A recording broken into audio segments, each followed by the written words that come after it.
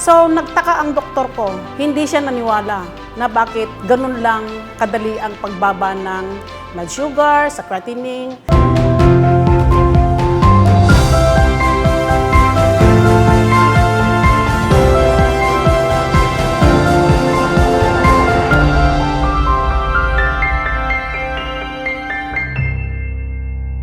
Hi, I'm Annabel Sobrevilla from Arengay, La Union. Nag-start ako nang nagkaroon ng diabetes since last year, 2022. Nasa trabaho ako noon. Parang nanghina ako na hindi ko alam. Nagugutom ako, na parang nauuhaw. Parang ang kati ng mga katawan ko na hindi ko nalalaman. Tapos, nagpa-check up ako ng August 20. And then, binigyan ako ng referral from lab. Nagpa-laboratory ako. Yun nga, doon ko nalaman na meron na pala akong diabetes. Yung blood sugar ko, 300.24 nung una. And then, yung pangalawa, yung creatinine ko is nasa 16. And then, sa dugo ko is 150/100. So, natakot ako noon. Natignan ng doktor ko yon na mataas lahat. Tinanong ko sa doktor ko kung bakit ang dami yung gamot na binigay sa akin. So, natakot ako talaga noon. So, umiyak ako ng umiyak na hindi ko alam. Kasi,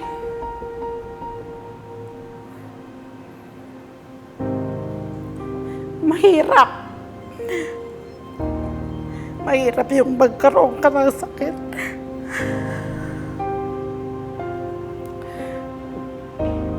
Kahit may pera ka, kung may sakit ka, hindi mo alam kung anong gawin mo. Natakot ako noon. Kasi, alam nyo naman, di ba mahal natin lahat ang pamilya natin?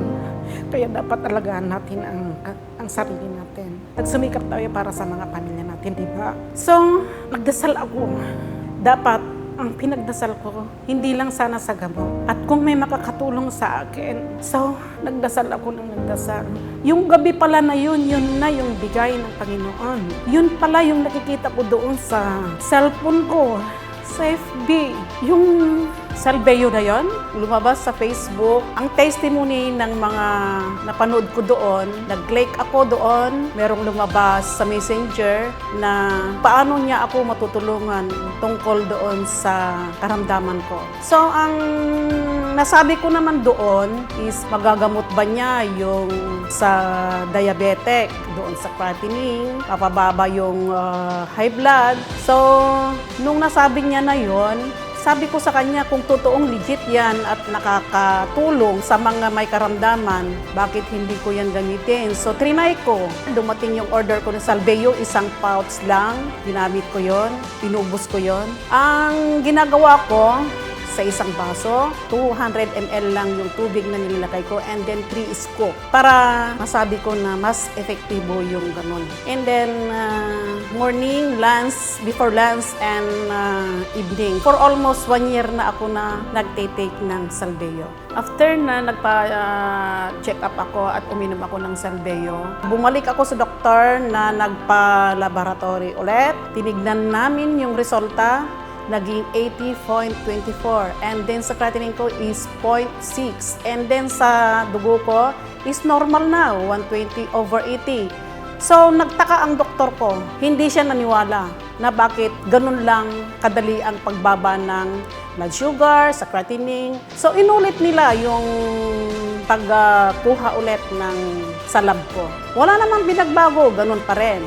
80 para hindi siya tumaas. After 3 months, binigyan ulit ako ng referral para bumalik doon sa lab ko. Ganun pa rin. So, ibig sabihin nun, ang nag-maintain doon. Kasi nung after 3 months, bihira na akong gumamit sa gamot na niresita ng doktor ko. Alin ang ginawa ko, sa Salveyo ako. Nung nalaman ng family ko, lalo na yung mga anak ko, ay pinatry ko sa kanila kung ito'y totoo. Kasi nag-aalangan sila sa akin, parang hindi sila naniwala na yung gamot ko, siya yung nagpagaling sa akin. Yung manugang ko, nagkatrangkaso, and then naubo. Pinatake lang namin ng Salveyo. Ang Salveyo ang nagpagaling sa kanya. Kwento ko lang yung isa kong kapatid. Once na, nung hindi ko pa siya napagamit ng Salveyo, hindi siya okay sa paglakad. Akala namin noon, siguro hindi na yan kasi stroke na siya eh. Akala ko noon, ang kuya ko, yun na yung kanya. Pero nung nag-take siya ng Salveyo, ayun na, lumakas, tumaba. Hindi lang yung kapatid ko marami na rin akong na-share. Mga batchmate ko, mga kaibigan ko. Ang masasabi ko talaga sa Salveyo, ubod sa lahat talagang napaka-epekto.